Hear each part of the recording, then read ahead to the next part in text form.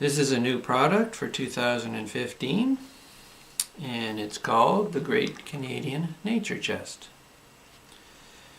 And basically it's just a little treasure chest made out of wood. It has a nice chipped finish to give it a good texture on the outside. And it also has a French side.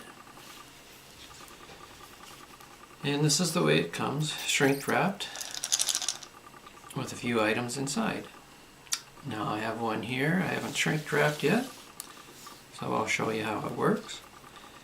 You simply pull on the locking pin and the inside chamber slides out, and that's where you keep all your little treasures. Now to get them started, we've added a few gemstones, and we've also added an old Canadian coin inside. There's a little secret compartment in there. So that's basically what it is.